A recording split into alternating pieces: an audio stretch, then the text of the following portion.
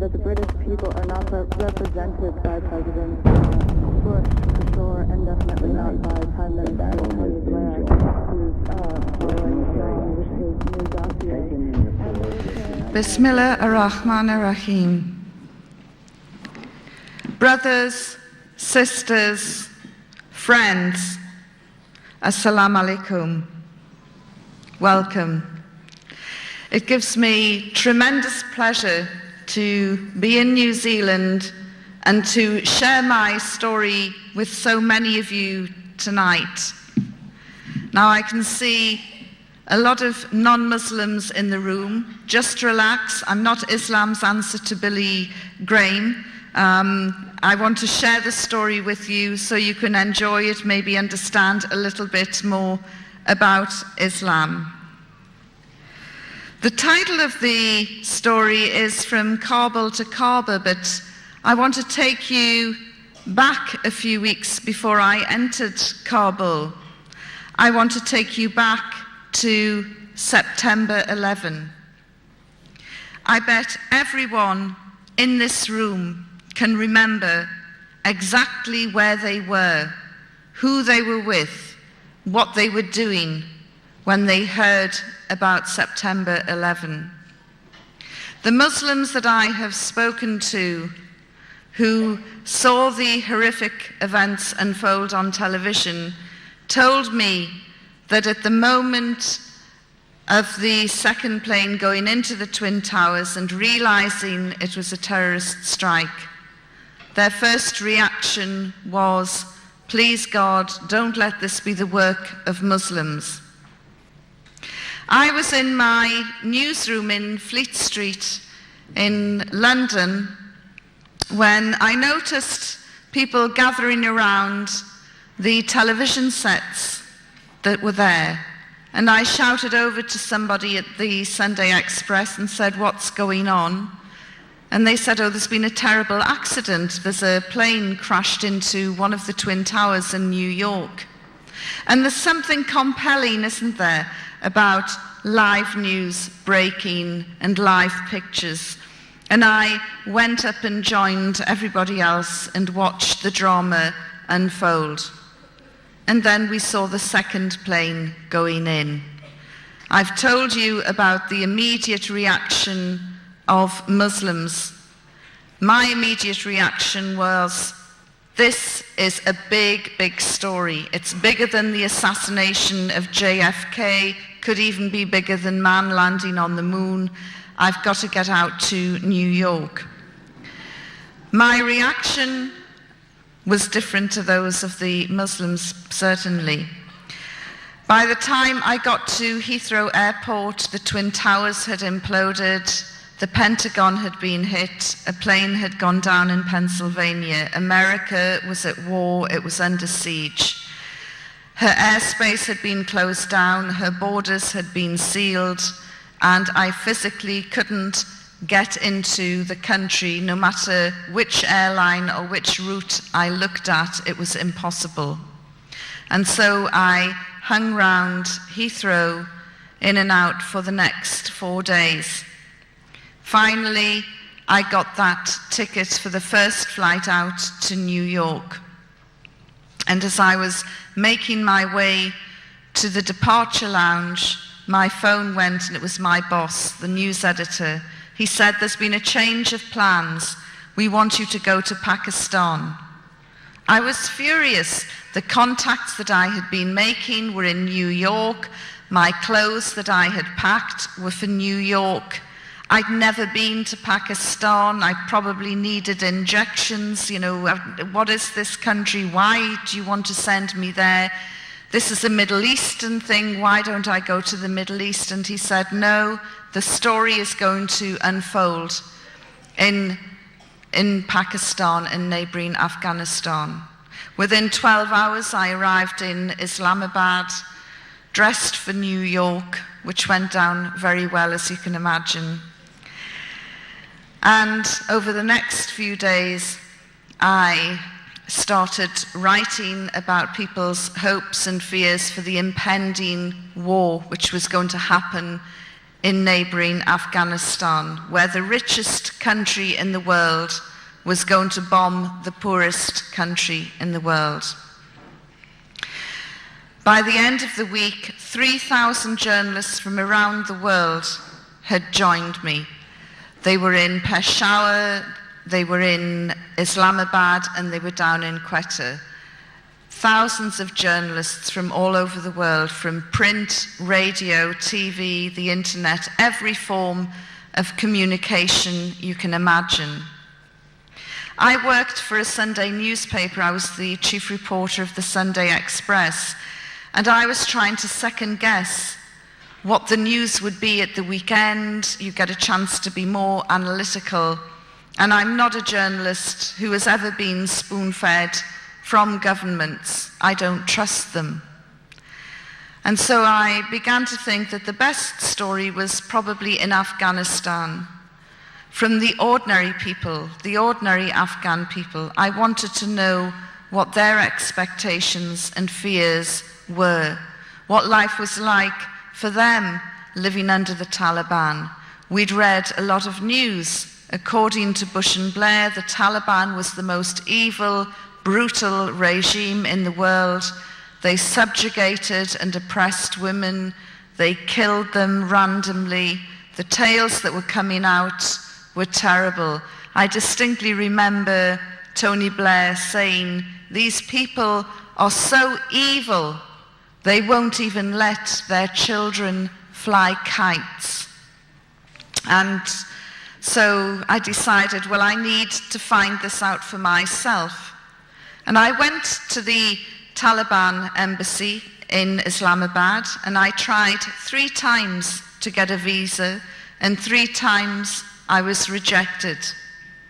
And so in the end, with my guides, I had got 2 or 3 guides who were helping me, I decided to sneak into Afghanistan.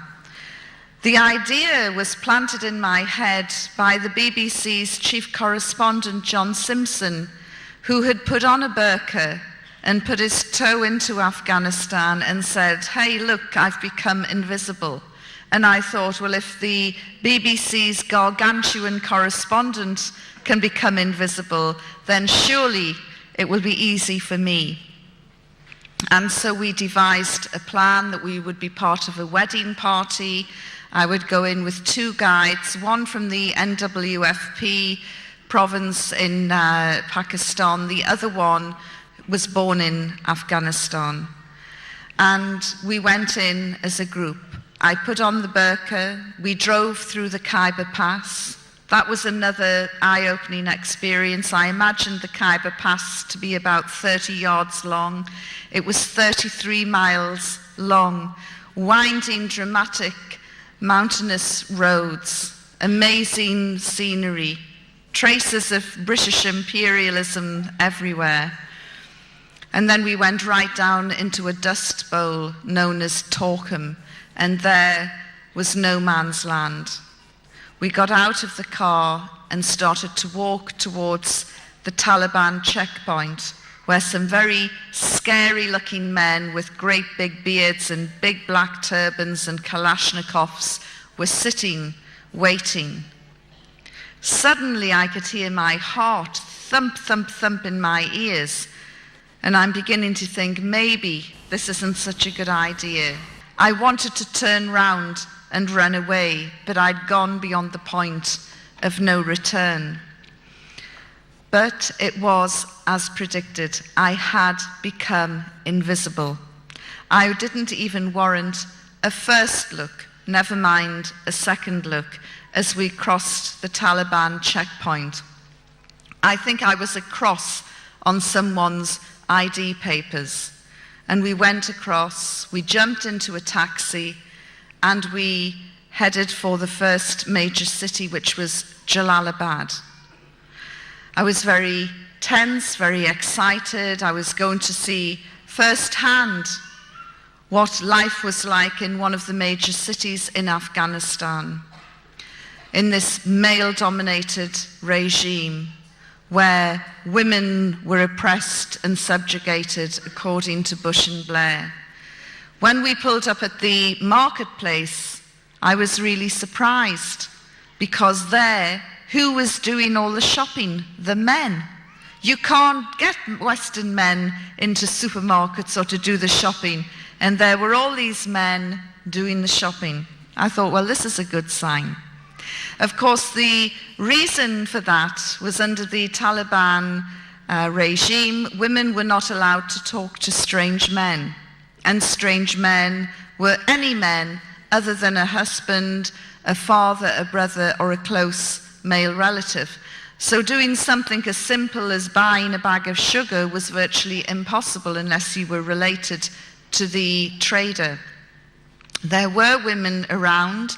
They were all wearing the burqa, and they were in the company of their mahram, or male companion escort. I sat on the edge of the marketplace and watched. And there were lots of Taliban around, and people seemed very excited and very happy. They didn't seem as though they were about to be bombed by the most powerful nation in the world. People seemed relaxed, and I was quite surprised. Our party then went with provisions to a tiny village, not even the size of this hall. And we went into the village, and there was lots of tears and laughter as one of their own had returned, and he brought with him his cousin from the NWFP, his wife, his children. And then they said, well, who's that? Pointing at me. And he told them in Pashto. I didn't understand the language, but I could tell from the reaction that they were not at all happy. Why on earth have you brought a Westerner into our midst at a time of war? That day, the Taliban spiritual leader, Mullah Omar, had just announced that anyone helping a Westerner would be executed. So naturally, they were angry, they were nervous, they were agitated. But within half an hour, the natural exuberance and hospitality and curiosity of the Afghan people overcame the villagers, and they started talking to me. The first was a young girl in her 20s, and I said, what do you think about this impending war? And she said, I am so angry. I should be in a hospital by now, qualified as a doctor, ready to help my people, ready to save lives. People are going to be wounded in this war, and I could help and save them. And I said, so what is your problem? She said, my training was stopped a couple of years ago. The Taliban closed down the training center and sent all the instructors home. And here I am now, back home, rotting away in this village when I should be helping my people. And I felt very sorry for her, and I could feel her frustration. Here was a young, ambitious girl, and her life seemed to have been put in limbo. Just then, her elder brother came in, and he, through the translator, started talking, and he also had been training to be a doctor at the very same medical school. And when it had closed down for financial reasons, he too had been sent home. So it wasn't just the girl who was being affected, her brother was as well. And as we were communicating with the help of the translator, an Afghan lady walked in, and she looked at me very carefully, and she put her hands on her hips, and she really looked me up and down. And then she said through the translator, have you any children? And I said, yes, I have a daughter. She said, just one? And I said, yes, just one. And she pushed me, very strong. I lost my balance and went the other way. And she said, you English and American women, you are all so pathetic. All you can ever have is 1 or 2 children. Me, I can have 15. And when you run out of your boy soldiers, I will be producing more. Don't think that Afghan women are shy, retiring creatures. And I thought, well, if this is what the women are like, what on earth are the men like? And I said, but aren't you afraid of America, of American soldiers? She said, dare one American soldier come into my village and I will get those pots and pans and I will fight him back myself. And I thought she probably would. Then she said, look, I'm really sorry about this mishap. We're very sorry, but this mishap in New York, it has nothing to do with us. And she kept calling 9/11 a mishap. And I thought, you know, this is really provocative, this is so offensive, this is insulting, 6,000 plus people have died, that's what we thought at the time, and you're calling it a mishap? And then I realized that under the Taliban, televisions were banned. Nobody saw the dramatic images that we saw, which were played on our TVs every day, day in, day out, for more than 2-3 weeks, whipping up the anger and the hysteria and the fear, watching the towers being hit, the towers imploding. They didn't see any of that.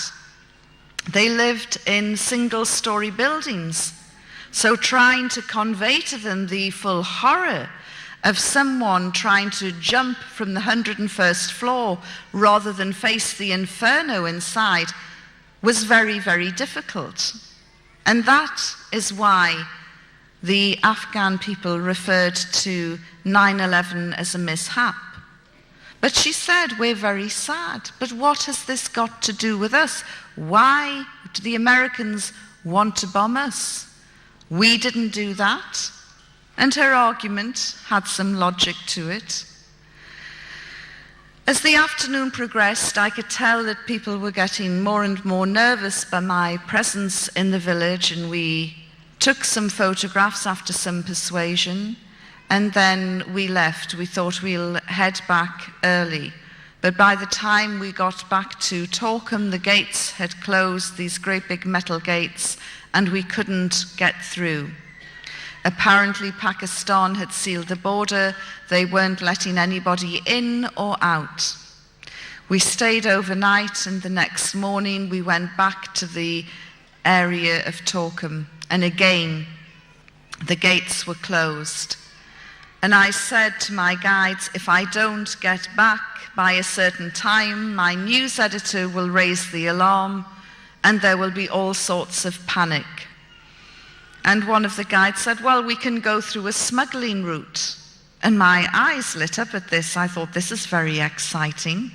This will give me something to write about and add to the humanitarian report that I will be doing. And I said, great, okay. And I imagined that we'd be going through narrow mountain passes and ducking from bush to bush, and it would be really exciting because the border with Afghanistan is about 1,400 kilometers long, and there are said to be about 300, 400 smuggling routes. So you can imagine how porous the border is.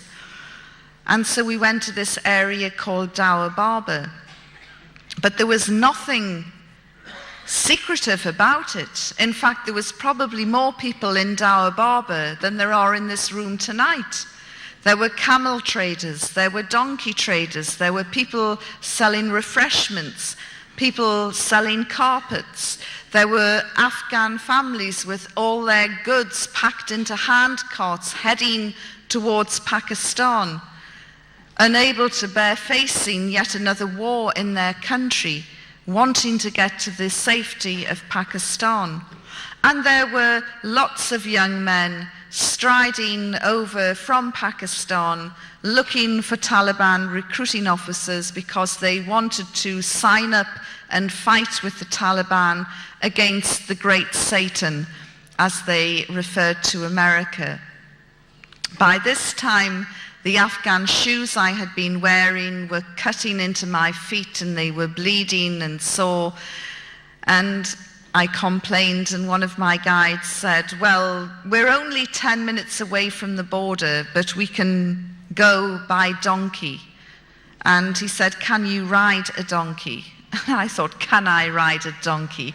You know, I can ride a horse, I can jump with a horse. Look at these donkeys, they're smaller. They're the same shape and size, same shape, you know, and they look more or less the same, but they're smaller, probably easier to control. Of course I can ride a donkey.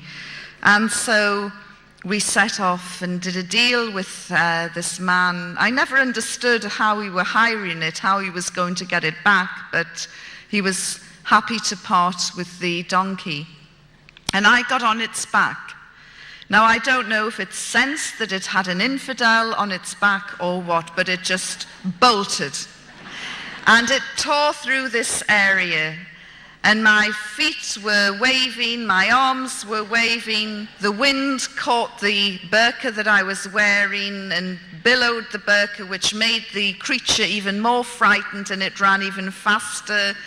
I was screaming, my arms like this. I must have looked like a giant bat trying to balance on this wretched beast which was out of control. And as I moved forward to try and get hold of the reins just to stop it, the one piece of equipment that I had taken with me, a camera banned under the Taliban, slipped out of the folds of my burqa right into the passing view of a Taliban soldier. He saw this and went crazy. Now, I don't know whether the donkey stopped and threw me off, whether he stopped the donkey and pulled me off. What happened, I really can't remember. All I remember is hitting the ground at a great rate of speed and then picking myself up. And as I drew myself up, I looked straight into the face of this Taliban soldier through the grill of my burqa. And he was screaming and shouting at me. When I got back to London, some of my girlfriends said, "What was going through your mind at that precise moment when you knew the game was up?" And I said, well, for a nanosecond, and I said it was a nanosecond, I looked at this Taliban soldier and I thought, my goodness, you're gorgeous. He had the most amazing green emerald eyes, very high cheekbones and a great big beard with a life of its own. Very, very striking. But as I say, it was a nanosecond. And then I thought, oh, I've been caught. So I took my camera off and I handed it to him, and then I closed my eyes waiting to be shot in the head. And when I opened my eyes after a few seconds, he'd gone. He'd gone over to the man who hired the donkeys. He wanted to know who is in charge of this woman. And then he would get to the bottom of the camera. I was delighted. I thought, I can get away. He still doesn't realize that there's a Westerner under the burqa. And I turned and went to attach myself to another group to follow them over the border. And as I walked away, I looked behind, and by this time a crowd of about 100 men had surrounded my two guides, and the soldier was in the middle, and he's screaming and shouting and waving the camera at him. One of the guides had been smacked across the face and he had a bloody nose, and the other one was trying to calm down the situation. And I looked and I thought, I can't leave them behind. Although we had made an agreement that if things did go pear-shaped, none of us knew each other, I couldn't abandon them. And so I went back and I tried to push my way through these very angry men, and they pushed me back. This was man's business. It had nothing to do with a woman. So in the end, I removed my burqa and said in a very loud voice, "Will somebody let me through?" You could have heard a pin drop. And then there was a parting like the Red Sea as I walked towards the handsome soldier, who by this time was looking really gormless because his jaw just dropped as he saw a Westerner, a blonde-haired, blue-eyed, come towards him. And I thought, he is going to be so happy to have got his hands on a Westerner that he'll forget all about my two guides. And as I walked, I shot them a sideways glance, and I could see by the full horror on their face that just when they thought things couldn't get any worse, they had. I had emerged. I went up to the soldier, demanded the return of my camera, and once he'd recovered, he got the three of us and we were bundled into a vehicle and taken off in the direction of Jalalabad. During the journey, the driver and the Taliban soldier had a very fierce exchange, and they kept looking back at me and arguing and looking back, and suddenly the driver did an emergency stop. The soldier asked me to get out of the car. And then he took me to this raised piece of ground and asked me to stand on it from the way he was motioning. So I stood on this raised piece of ground, and then he went off. He went marching off to my left, and I thought, where's he gone? And I'm standing there, rigid with fear, daren't move on this little tiny hill, and I'm looking around, and then all I can see are stones and pebbles and rocks, and I thought, this is the stoning corner. I'm going to be stoned. He's gone off to get a crowd. He's probably gone off somewhere to say, hey, I've got a Westerner stoning in 10 minutes. So I'm standing there and I'm looking down, and all I could see was blood-red nail varnish coming up from my toes. I'd lost my socks and shoes in the melee, and I thought, oh no, nail varnish is banned under the Taliban. If they see my toes, they'll probably chop them off one by one. So I tried to cover my toes as well. And I don't know what it is about Afghanistan. The place can be deserted 1 minute, and in the next 20 seconds you can have a crowd. And about 20 seconds later, there were about 80 scary-looking men staring back at me. And they were getting closer and closer. Of course, I'm thinking that they're getting closer and closer so they can take a good aim when the stoning starts. And I'm looking round at them and trying to find a kind face, maybe a hero, somebody who will come to my defense. And I couldn't see one. Everybody just looked really hostile. Of course, the reason why they were getting closer and closer was to have a better look, because in Taliban-ruled Afghanistan, no man saw another woman's face unless she was a mother, a sister, or a daughter, or a close female relative. So seeing me would be a bit like seeing a panda in the zoo for the first time. So they were getting closer. Of course, I'm thinking they're getting closer so they can take aim when the stoning starts. I mean, we can laugh about it now, but I really thought that the final minutes of my life were being played out in this godforsaken area.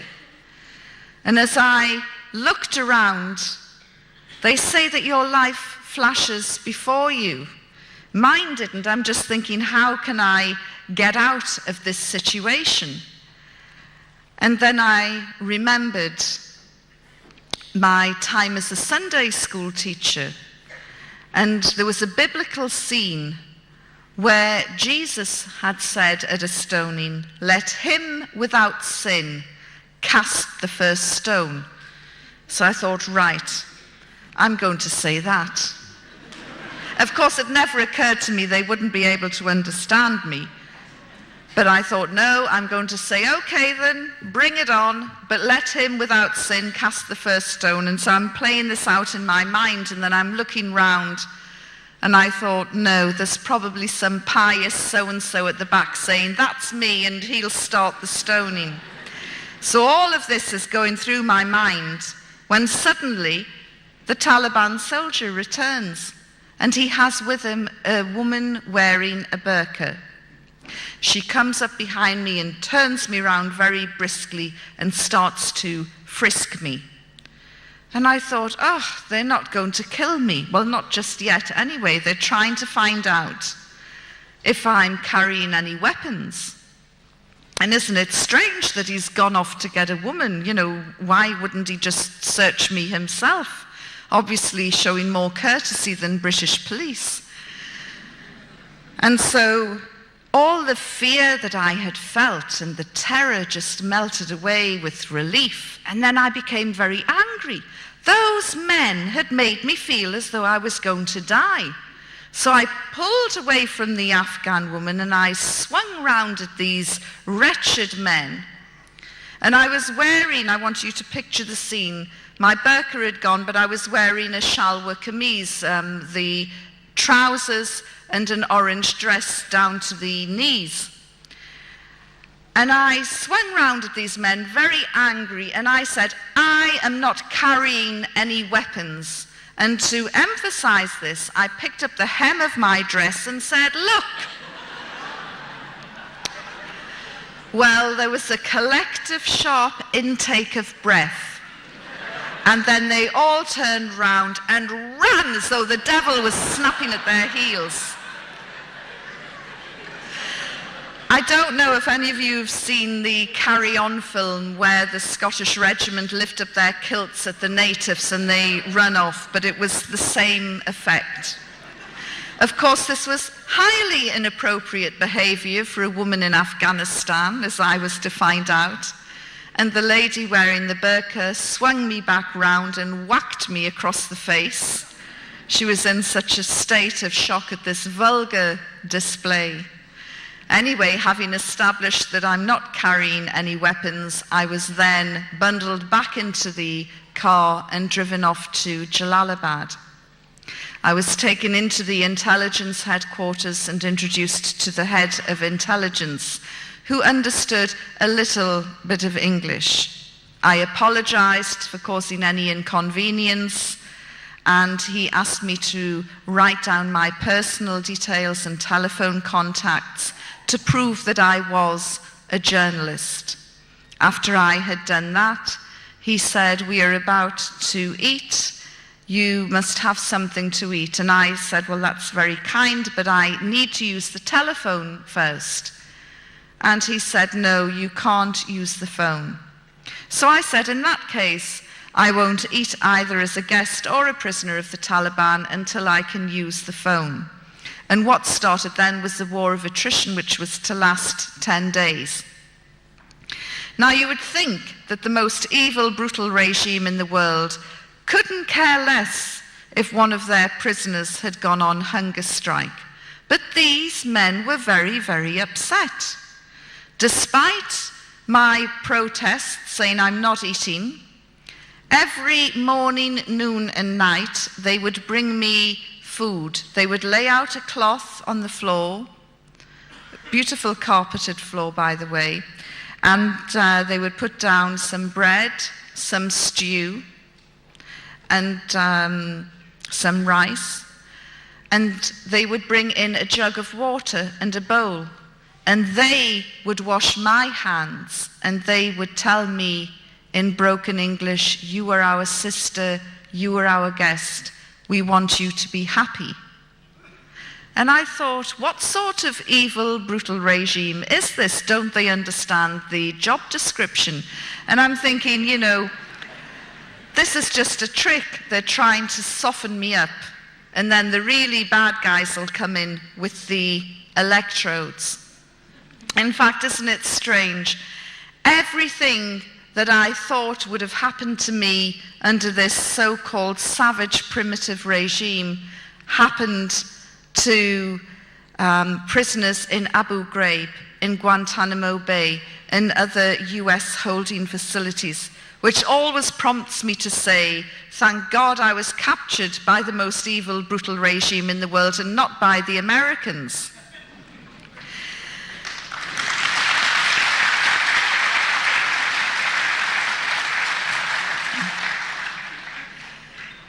By the third day, they called the doctor. Not that I was feeling unwell at all, but they called the doctor and he came, a little man who'd trained in Germany, and he looked in my eyes, my ear, took my pulse, looked in my mouth, and I thought, they do this, don't they, on death row in Texas just before they're going to execute somebody. They like to make sure that they're fit and healthy. And then he took my blood pressure, and something bothered him because he then took it again. And I said, yes, I know I have high blood pressure. And he said, no, you don't. Your blood pressure is normal.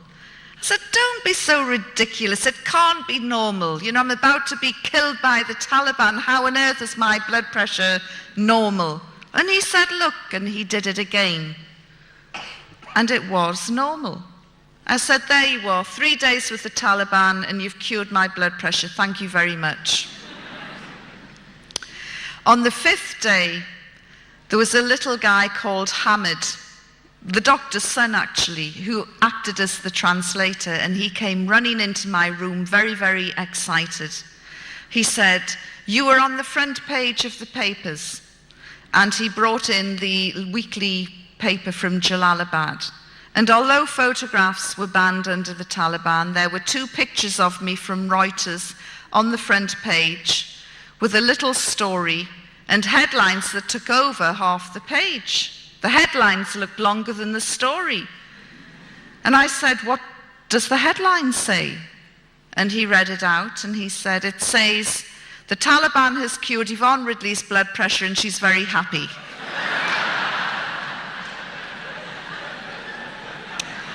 Not the catchiest of headlines.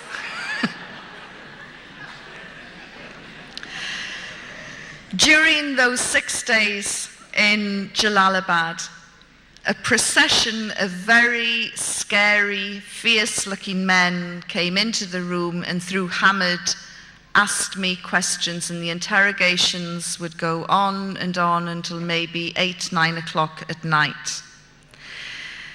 They never physically threatened me. The worst thing that they said to me was, if you don't tell us the truth, you will be here for 20 years. I assured them that they would get sick long before I did. And I had decided on quite a risky strategy, really. I had decided to be the prisoner from hell. I had bought into the propaganda, you see, that this was the most evil, brutal regime in the world, and it didn't matter what I said or did, they were going to kill me at the end of the day, when they wanted to. And so I just thought, if I'm nice, they're going to kill me. If I'm nasty, they're going to kill me. Well, I'm just going to go down fighting. And so I was very abusive and aggressive. And the harder I pushed them, the nicer they were. And they would say, why are you angry? You are our guest. You are our sister. Hamid had to translate my words. And one day he said to me, I am terrified of these people, and you should be as well. And it's not nice for me to translate your words. I get scared. On the 6th day, Hamid came to see me, and his face was nearly black with fear. His mouth was so dry he could hardly talk. And he said, you have a very important visitor. And I said, who is it? He said, I can't tell you, but you must be respectful. I said, well, who is it? Is it Mullah Omar? And he said, please, just be respectful. You have to show some respect. This is a very, very important person. So I'm thinking, I wonder who it can be. 10 minutes later, there was a knock on the door. Although I was the prisoner, I had my own key. And so I unlocked the door, opened it. Hamid stood aside, and there in front of me was a man who made my blood run cold. The hair on the back of my neck lifted. For 6 days I had avoided talking about religion, and there in front of me was a religious cleric, a Maulana. And everything in Afghanistan is dirty, ripped and torn and dusty. He was wearing an immaculate ivory gown, one which went right down to the ground. The Taliban's clothes were above their ankles. This guy's clothes were right down to the ground. You couldn't see his feet. And he had a great big ivory turban. A very modest beard by Afghan standards, very light brown, modest beard, and light brown eyes. And he had beads which he moved, like rosary beads, which he moved 2 at a time. And there was something else about him that I thought was weird. And when I mentioned it to my first Muslim crowd, a few of them went, Alhamdulillah. When I told them, I said there was something really weird about this guy. He had a shine on his face. It was like a light on the inside coming out. I've never seen anything like it before. And I was told by my Muslim friends back in London, this is the nur, the light that comes out of somebody who is very pious, very practicing, a very good person.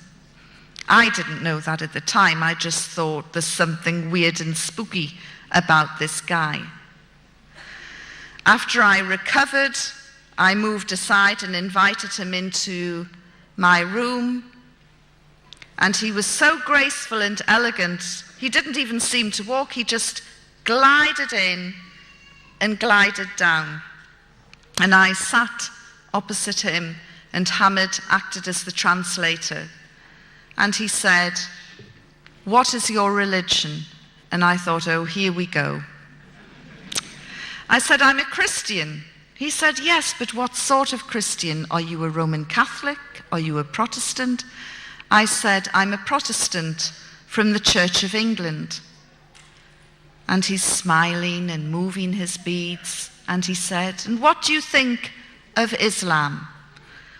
"Oh," I said, "it's fantastic. It's absolutely wonderful." Of course, I knew nothing about Islam, very little, and the little that I knew was totally wrong as it turned out. And I went off in praise for 2 minutes of this faith that I knew so little about. And he smiled and he moved his beads. And then when I finally stopped running out of adjectives, he said, "Islam is a beautiful religion." I couldn't agree more. And then again, I ran off in praise of Islam. And he smiled as he listened, and Hamid translated. And I said, "Do you know, the people around here are so passionate about their faith that they pray 5 times a day. I know because I've watched and counted it." And he looked. He must have thought, "You stupid woman." But I didn't realize that Muslims are expected to pray 5 times a day. So he moved his beads. And then he said, "So, you would like to convert?" And I thought, he's led me into a blind alley here. If I say, "Yes, I'll convert," he'll accuse me of being fickle and insincere, and he'll say, "Take her away and have her stoned." If I say, "No, I'm not interested," he'll say, "How dare you insult Islam? Take her away and have her stoned." So I'm trying to come up with the right answer. And then in the end I said, "Look, I can't make such a life-changing decision while I'm in prison, but if you let me go, I promise I will read the Quran and I will study Islam." And he smiled and he didn't say anything more, and he rose up and he glided out. Hamid went scuttling after him, and he returned a few minutes later, and he said, you're going home on a Red Crescent plane. Well, I punched the air and congratulated myself for having dealt with this Milana, this religious man, in such a clever way. And within a few minutes, the little goods that I had accrued were in a plastic bag, and off I was in a truck heading for Kabul. 7 hours later, after a dusty, bumpy ride, we came into Kabul and drove straight past the airport. But I was okay. I just thought, well, there are other Westerners being held by the Taliban. We're probably going to pick them up. All I know is that I'm going home on a Red Crescent plane. That night, I was to find out another aspect to the character of the Afghan people. They don't like giving you bad news. They don't like telling you anything that will upset you or cause an adverse reaction. And so we drove past the airport, and then we pulled into a really grim prison. Everything that you would imagine a third world prison to be. And I was asked to get out, and I got out, and we walked down this dark, dingy corridor, and then they pushed open this little metal door with a little spy hole in it. And there, sitting on a concrete floor, were two Afghan women, one with a babe in arms and the other one heavily pregnant. And they said, tonight you will stay here. And I said, no, you've made a mistake. I am going home on a Red Crescent plane. Of course, the thing is, when you lead someone on, you have to deliver the bad news at some point. And so the bad news was delivered to me then. You're going nowhere, you were a bad woman, you entered our country illegally, without a passport, you have to be punished. I screamed and shouted there was no way I was going to go into this cell, and to get me out and get me to the airport, and I said to them, you can't do this to me, I'm British. And they smiled. Just then, another cell door opened, and 6 women wearing hijabs came out. And one of them said to me, are you from the Red Cross? I said, you speak English? And she said, well, I'm Australian. These 3 are Germans, and the other 2 are Americans. And I went, oh my God, you're the Christians, the charity workers who were locked up for trying to convert Muslims to Christianity. And they said yes. And I said, look, there's been a terrible mistake. I'm supposed to be going home on a Red Crescent plane. Will you tell these people? And the women all spoke the language. And I could tell by the heated conversation and the expressions on everyone's face that I was going nowhere that night, certainly not on a Red Crescent plane. Deanna Thomas, the Australian girl, said to me, look, why don't you stay in our cell tonight, and then we can sort this mess out later. And in truth, I hadn't had any female company for over 6 days. These girls spoke my language. Furthermore, if I ever got out of this hellhole, I might have an even better story to tell. So I said, yes, okay. And I followed them into their cell, and I looked around, and it was so grim. It's everything you would think a third world prison to be. And suddenly I broke down and I started to cry, the first tears that I had cried since my captivity. And I said, well, the Taliban have finally broken me. And amid the sobbing, I felt for my cigarettes, because although cigarettes were banned under the Taliban, when they realized I smoked, they gave me lots of cigarettes. So I pulled out my cigarettes, and I was about to light up when I just said, oh, does anybody mind if I smoke? and the tears were coming down, and I'm sobbing and about to light my cigarette when they all said, yes, this is a no smoking cell. How could I find the only no smoking cell in Asia? How unlucky can you get? They said, look, if you must smoke, go outside into the courtyard. We're about to have a meeting.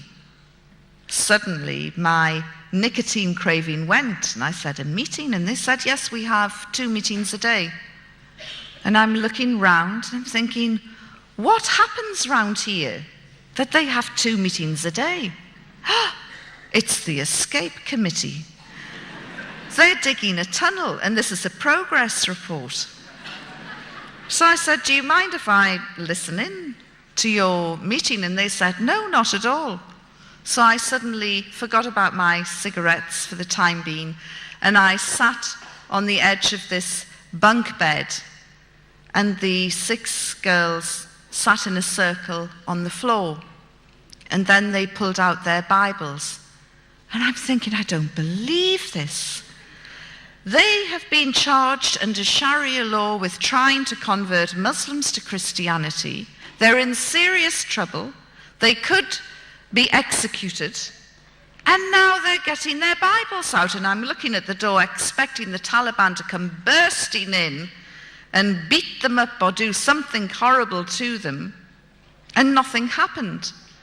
Of course, as I did read the Quran later, it states quite specifically that we must, as Muslims, protect people of the book, i.e. Jews and Christians, and we must allow them to carry on and carry out and perform their faith. And this is exactly what the Taliban were allowing the Christians to do, although I didn't realize it at the time. So they read from the Bible, very loudly, a passage appropriate to their position.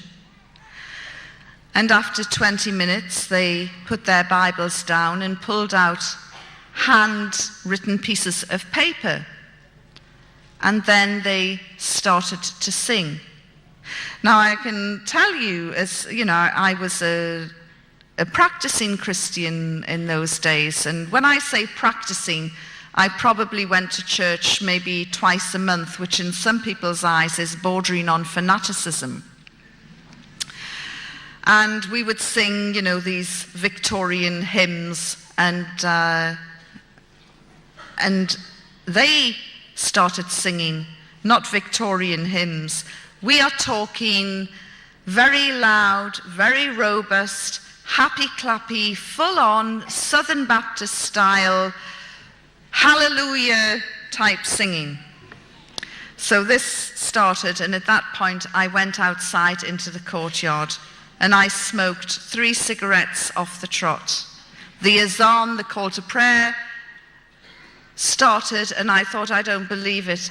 I've got Muslims on that side of the wall, Christian fundamentalists in that cell. No wonder that religious cleric was smiling as he left me. He probably thought, she won't convert? Well, feed her to the Christians. Although I make fun of them, I have to say that those 6 girls were incredibly strong, and their faith did get them through their ordeal, which lasted much, much longer than mine. After they'd finished singing, they then started praying. And again, it was really full-on, in-your-face, hallelujah type praying. In fact, at one point, they were all shouting different things, and at one point I could hear one of the girls, I think it was the American girl, Heather, shouting, Lord Jesus, show me the way out of here. And I have a very gallows sense of humor, and I felt like shouting back, straight down the corridor and turn left, but there's a great big Talib there. That night, I slept on this concrete floor with a very wafer-thin mattress. And when I woke up the next morning, I was given a change of clothes.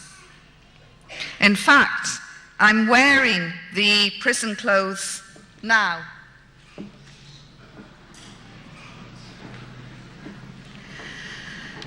Nobody put me in an orange jumpsuit, shaved, shackled, or abused me, or raped me, or sodomized me, or videoed me for the gratification or pleasure of others later on. As you can see from what I'm saying, my experience was completely different to those who fell into the hands of the Americans. So that morning, a new change of clothes, so I set about washing the old ones. And one of the German girls took me into the courtyard and gave me a metal bucket and took me to a hand pump, and she said, "You can get your water from there." And I'm looking at this contraption which looked as though it had come from one of those old Western movies, and I started cranking it. And eventually some water came out, and I'm saying, "This is amazing. How do they heat it underground?" And she started laughing. She said, "It's cold." I was given a pumice stone and some soap flakes, and I set about washing my clothes. And I then hung them on the washing line in the prison courtyard. Within 5 minutes, I'm sitting trying to enjoy the last days of the summer sun, and the prison governor came in, a great big man with a huge beard and really a very scary looking dude. And he came in, and in broken English he said to me, he growled at me, "Remove those garments." And I'm looking, I said, "It's my washing. Remove them now." And I said, "I can't. It's my washing. I am washing my clothes. This is a washing line. We dry our clothes on the washing line." "Well, cover them up." And I'm looking, I said, "You stupid man. You've obviously never done the washing in your life. How on earth will it dry if it's covered up?" So he stood there for a couple of moments, and then he said, "Well, take those items down." And he looked the other way and sort of pointed. And I realized he was talking about my underwear. And I said, "No, this is the female wing of the prison. If you don't like what you see, clear off." He said, "Remove them." And I said, "No, if you don't like them, you remove them." And I thought he was going to explode on the spot. He then went storming off, and he returned 15 minutes later with the Deputy Foreign Minister of Afghanistan. These people are about to be bombed by the most powerful country on earth, and a diplomatic incident was unfolding as a result of my underwear.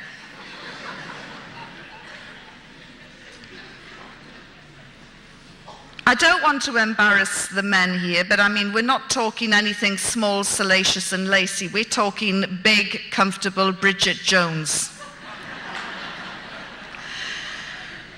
So the Deputy Foreign Minister said to me, "Will you please remove your undergarments from the line?"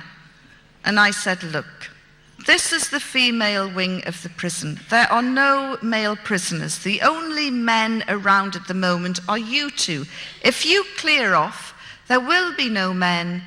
By the time they're dried, nobody's going to be any the wiser." He said, "Yes, but the Taliban soldiers live above the female wing of the prison. And if they look out and see those things, they'll have impure thoughts." I'm looking at my underwear in a new light now. I said, "There's a very easy solution to this." He said, "I knew there would be." I said, "Tell your men not to look out of the window." No, that's impossible." I thought, I cannot believe this. You know, America didn't need to fly over in B-52s and bomb these people. They should have just parachuted in a regiment of women soldiers waving their underwear, and the Taliban would have gone.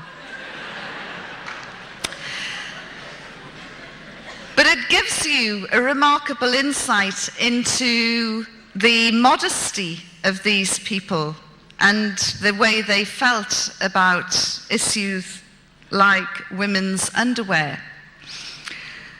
So the argument continued and went on long after the clothes had dried, and nobody emerged as a real winner, but I did get my dry clothes back. The next day, the 9th day, I was feeling really crotchety. I'd had 3 or 4 really rousing sessions with the Christian services. And in fact, you know, although the Taliban had banned singing and they'd banned music, they allowed them to sing, but they drew the line at music. And I am eternally grateful to this day that they confiscated their tambourines and guitars. But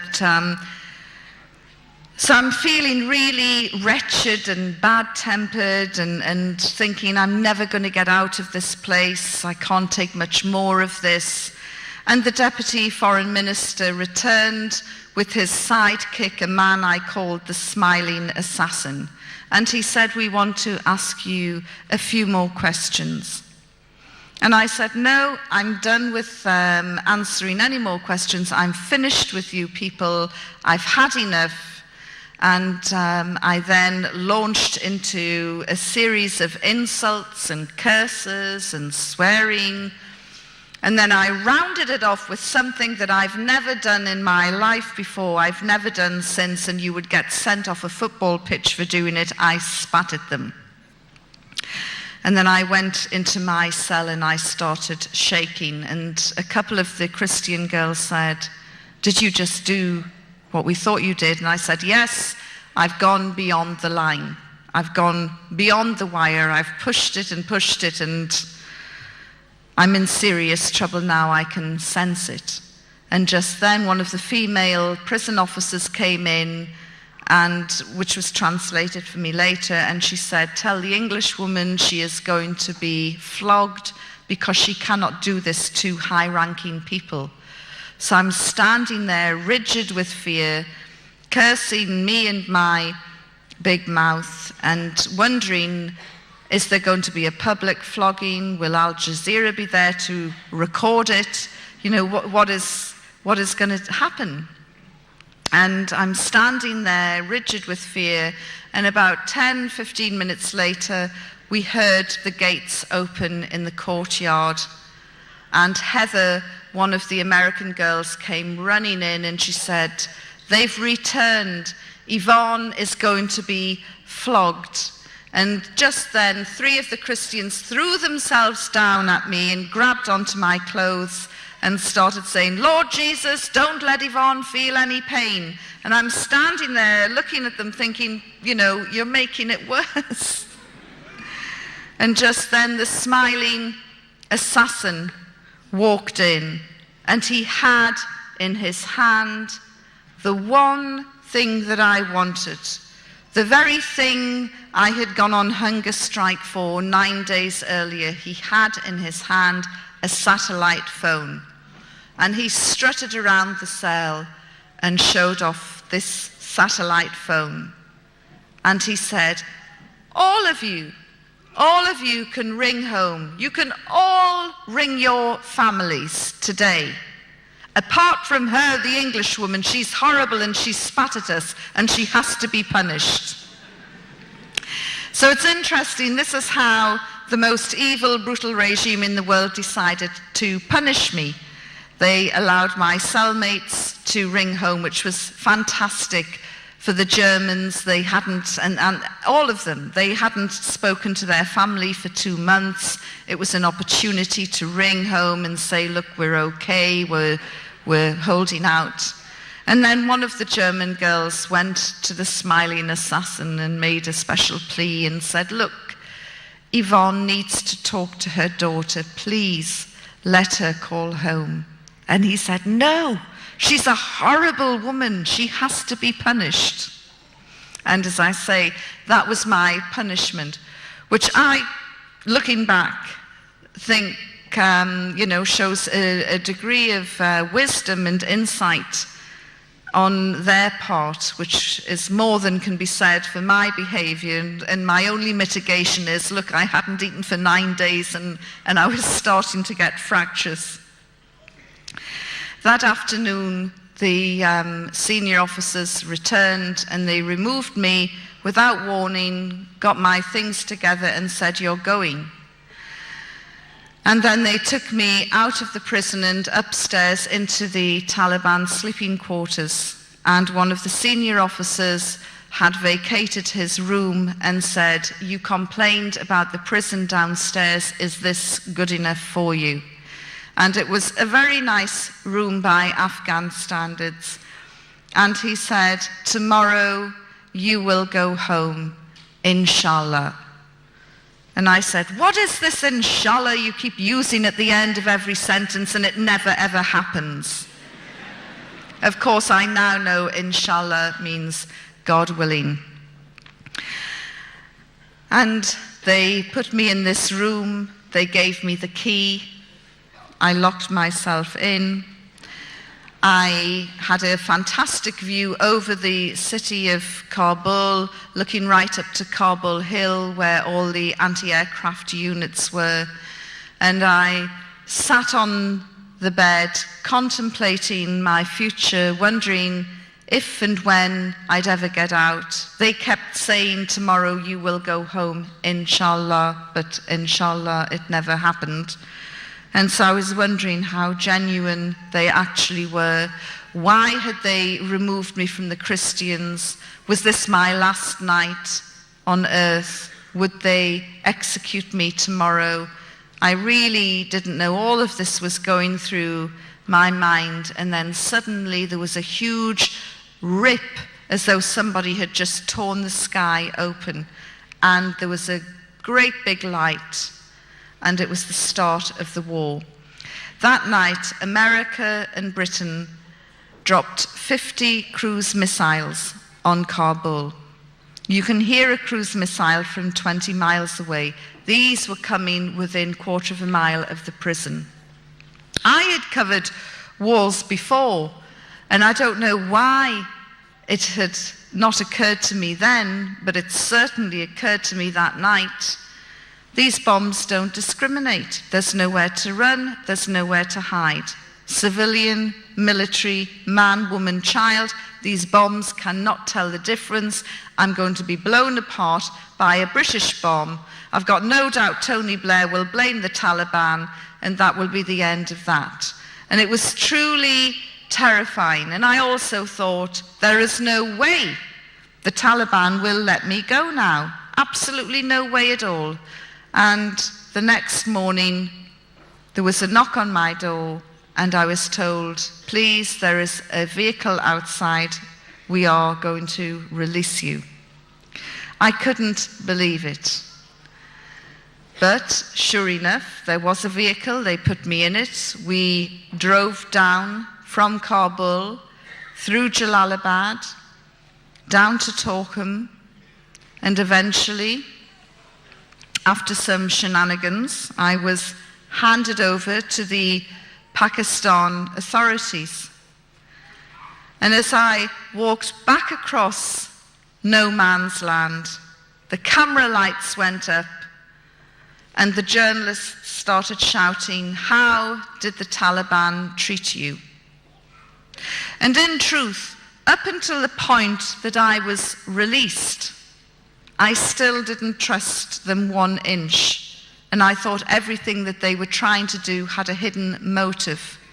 It was only at the point that they released me that I thought, you know what, they were quite an honourable bunch of guys. So when this journalist shouted at me, how did the Taliban treat you?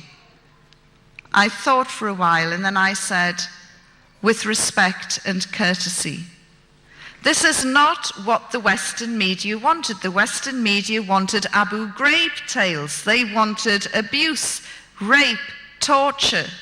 They wanted to see scars. They wanted to see tears.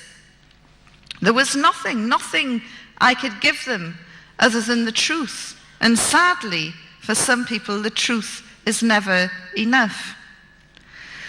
When I got back to London, about 2 weeks later, one of my guides on the Pakistan side called me, and he said, "Madam, the village that you visited has been bombed by the Americans."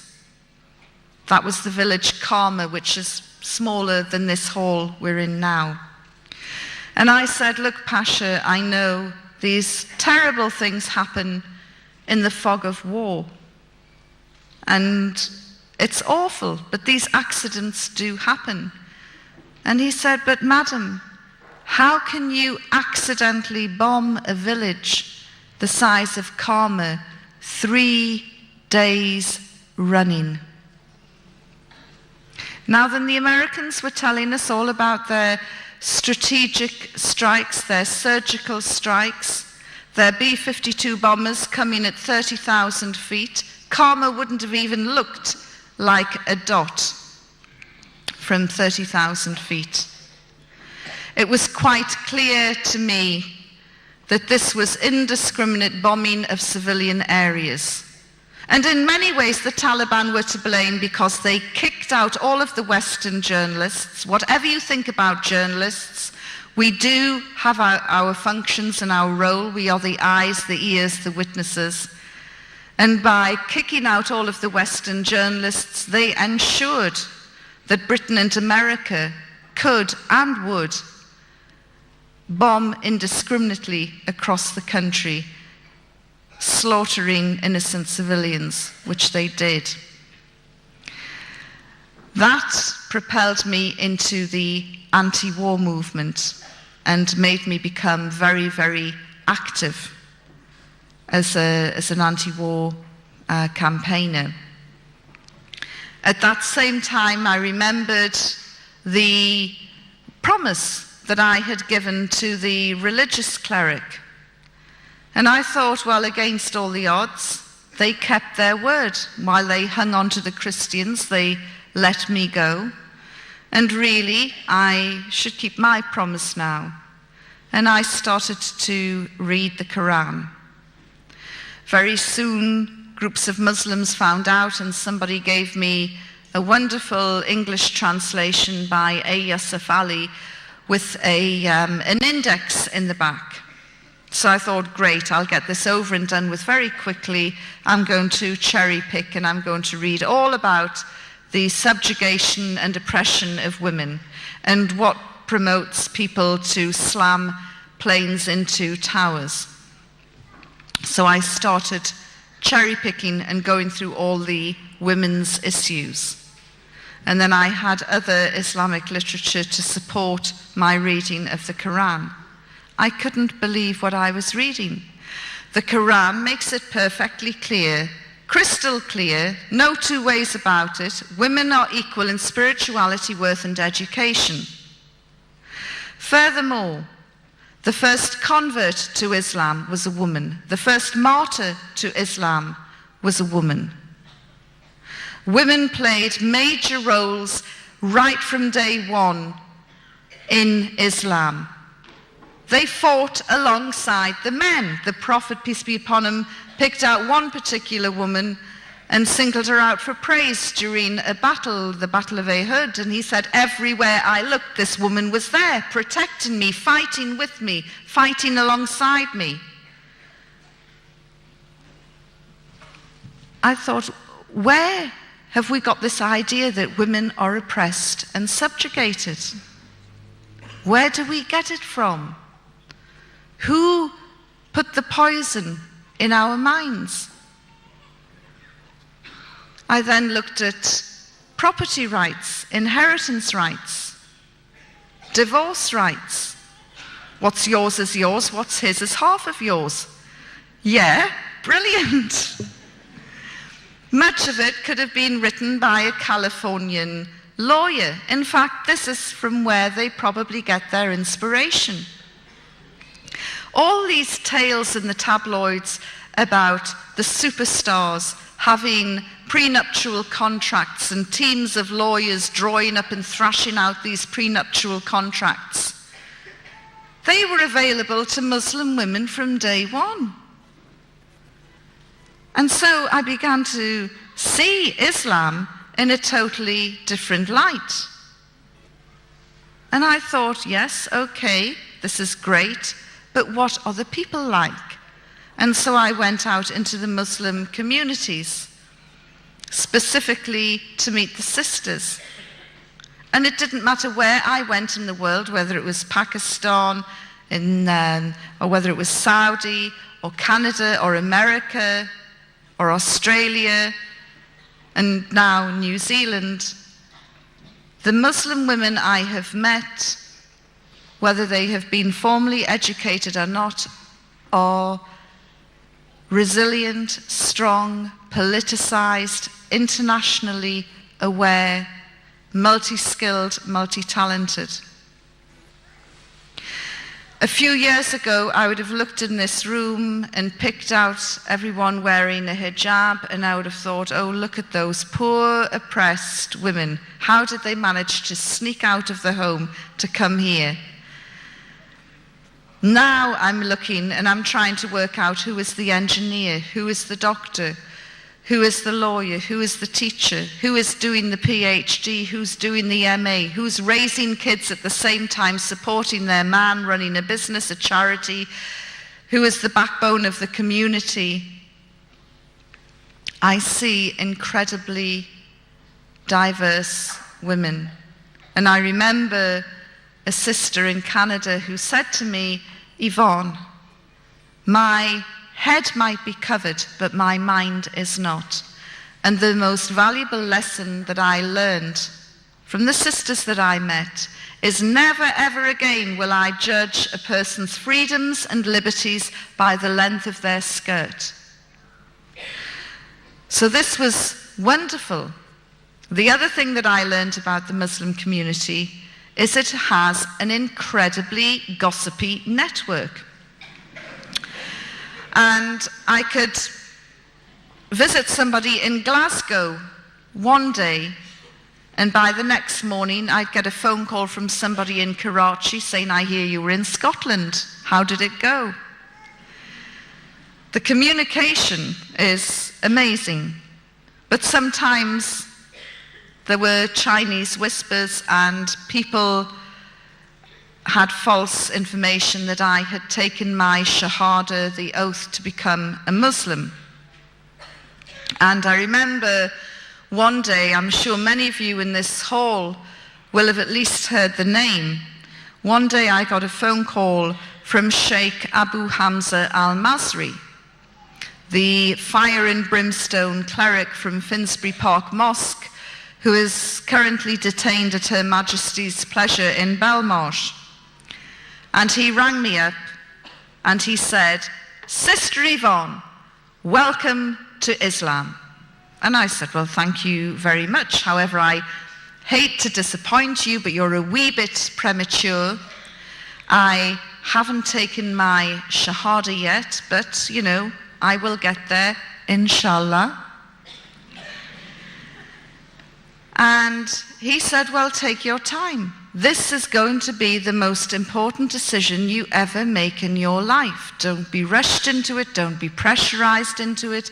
Make sure that you read as much as you can. Be convinced before you take your shahada. We are all making dua, prayer for you. And I thought, I can't believe that this is the fire and brimstone cleric from Finsbury Park Mosque.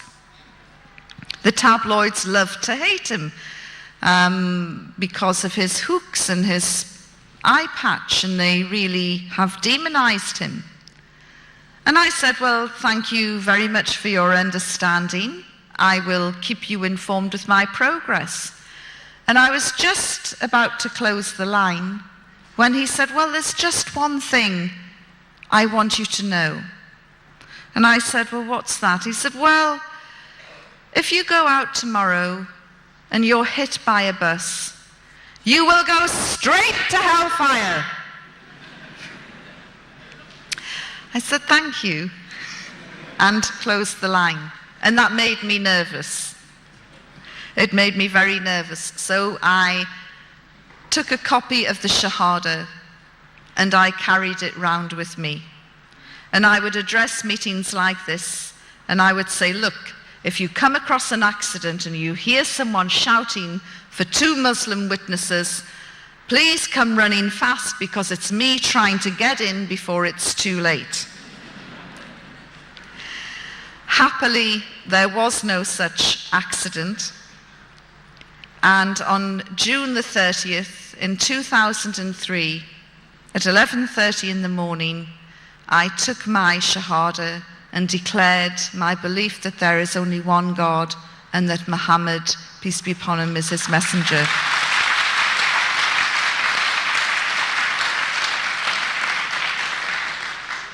And I joined then what I consider to be the biggest and the best family in the world.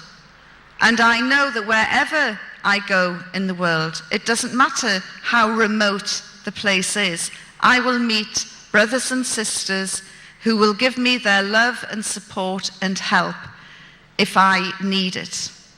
And that is very important to me.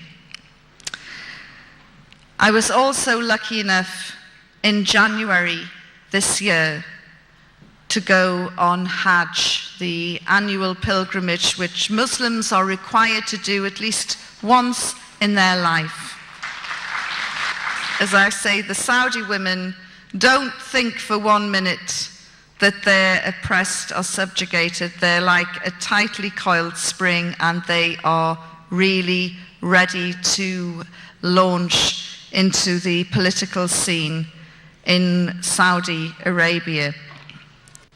There were elections earlier this year. Women weren't allowed to vote. Let me tell you, I really feel that the next elections, not only will women be voting, they will be standing as well.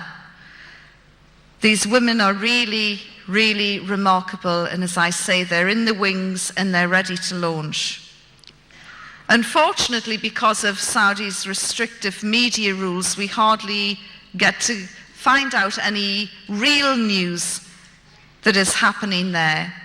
But these sisters from Jeddah told me how distressed they were during the Second Intifada, the uprising in Palestine, how distressed they were, and they had been discussing this in the mosque after Friday prayers. And they wanted to show their solidarity with their Palestinian sisters. So they did something that is forbidden in Saudi. They had a spontaneous demonstration. And they shouted and demonstrated, and the police were called because of this public disorder. And the police moved in, and one of the main women stood in front of the police and she said, "Dare one of you touch us? We are Saudi women and you cannot touch us." And the police sprang back and they were wondering, what on earth are we going to do with these women? We can't have them demonstrating. But they're right, we can't manhandle them and cart them off to jail either. And there was this standoff for about half an hour as the women continued with their protest. In the end, the police chief had a better idea and they went and arrested all their husbands instead. They took them to the station and they said the next time their wives did this, they would be charged. Which is a wonderful tale. So that was Hajj in January. Obviously, you're all aware of the London bombings. I live in central London. We were shocked by the ferocity of the atrocity, but not surprised. The anti-war movement and the political party I belong to, called Respect, which is led by George Galloway MP, had said long before the first bombs dropped on Baghdad, we told Tony Blair, if you take us into a war with Iraq, our security will vanish. London will become a target. In his arrogance, he dismissed us. He dismissed the fears of 2 million people who marched in London. He would rather take his orders from Washington. Really, I salute New Zealand in its strength and determination to stand up to America over many different issues. That stand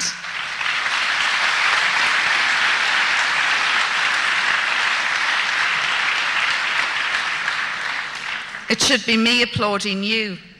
That stand has made New Zealand one of the safest places on earth in terms of security, and certainly your anti-nuclear stance is admirable. Beware of siren calls from politicians like Winston Peters, who thrive only on hate.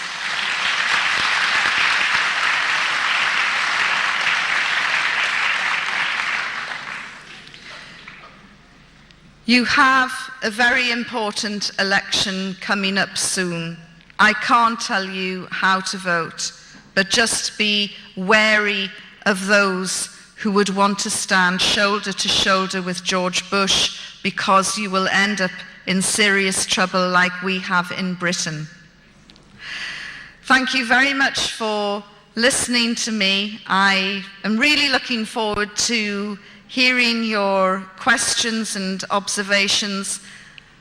As I say to the non-Muslims here tonight, I am not Islam's answer to Billy Graham. I am not here to get you to convert. But if you are interested in learning a little bit more about Islam for your own benefit, not for any other reason, there's some books outside which you're welcome to take away. Thank you very much for being a terrific audience. Thank you. Assalamu alaikum.